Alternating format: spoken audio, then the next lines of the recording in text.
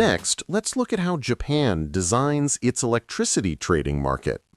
The whole system is very well structured to ensure long-term stable power supply, thanks to a solid trading platform and regulatory system. Japan divides electricity trading into three major markets. 1. Capacity market ensures enough future generation. 2. Balancing market adjusts supply and demand in real time. 3. Wholesale market, where retailers and storage providers buy and sell electricity. Simply put, Japan's power market isn't just about selling electricity, it's structured in three layers. Their energy storage systems are designed to participate in all three: frequency control, capacity, and spot markets. Japan's storage systems can participate in all three markets and operate multiple charge-discharge cycles in a day. These batteries are more like financial electricity products than just storage tools. The capacity market is led by OCCTO, which holds annual tenders for nationwide demand 4 years into the future to ensure supply stability. In Taiwan, the well-known long-term storage projects actually fall under the capacity market category. Based on grid needs and response times, Japan has divided the balancing market into 5 different products. This chart shows the 5 adjustment power products classified by response speed to meet different types of grid demand. The most preferred products are primary control, 10-second response, and 3-2 adjustment, 180-minute support. They are often awarded in actual operations. The wholesale market is where retailers and storage providers trade electricity. All types of generation, green or conventional, can participate. The aggregator is like a conductor in a virtual power plant, integrating upstream and downstream sources so distributed energy can enter the market as one unit. Finally, comparing Japan and Taiwan. Japan's storage systems can join all three markets multiple times daily. Their standardized setup helps investors gain stable returns and supports grid flexibility. We all know the future of energy is green, right? Solar panels, wind turbines, the whole deal. But there's a huge catch. The sun isn't always shining, and the wind isn't always blowing. So how on earth do you build a power grid that you can actually rely on, using sources that are, well, unreliable? It's a massive puzzle. And it looks like Japan has found a really clever piece of the solution. So let's get right to the heart of it with a question that sounds kind of impossible. How can one single battery do 3 totally different jobs? And I mean, sometimes all within the same day. It sounds a bit like a magic trick, but believe it or not, this is the absolute key to how their whole system works. And the answer is something called an energy storage system, or ESS for short. Now, when I say that, you're probably picturing just a big battery, but you gotta think bigger. This thing is more like the Swiss Army knife for the power grid. It's this super versatile, super smart tool that's built to handle a bunch of different jobs.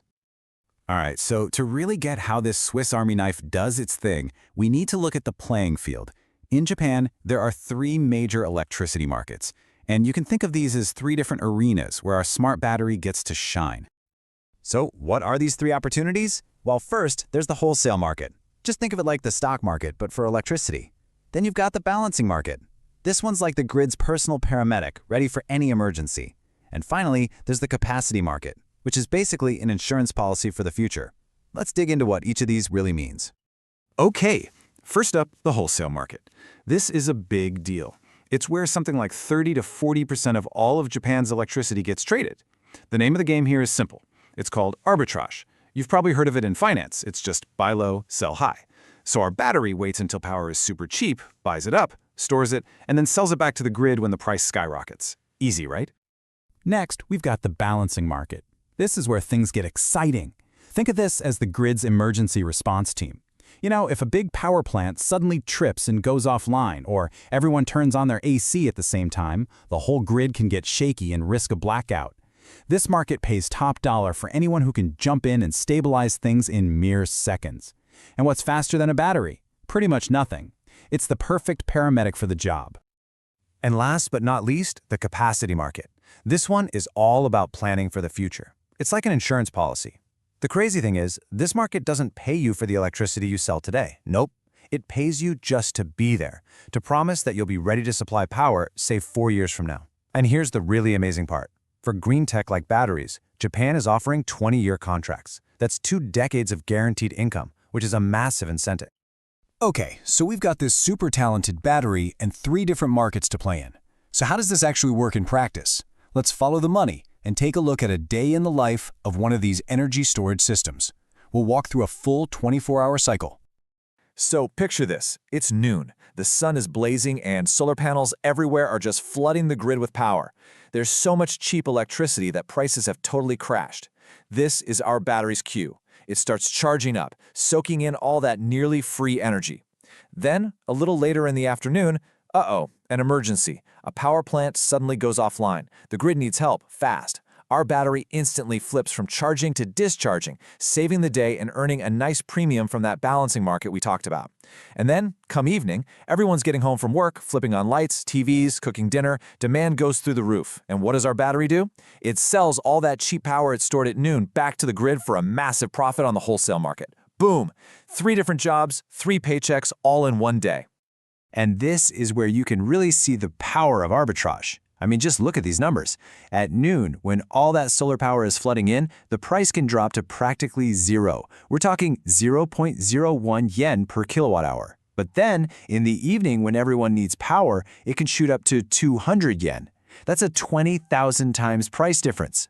That is a gigantic opportunity, and these smart batteries are perfectly positioned to grab it. So here's the most important thing to get. The whole system in Japan is built specifically to let one battery do all of these things. It's not an accident, it's by design. It's created from the ground up to be a multi-talented player, stacking up money from different markets all in the same day. Now, one smart battery pulling this off is cool, but what about thousands of them? You've got batteries in homes and factories all over the place. Who's the conductor for this huge energy orchestra? Well, that brings us to the real mastermind behind the scenes.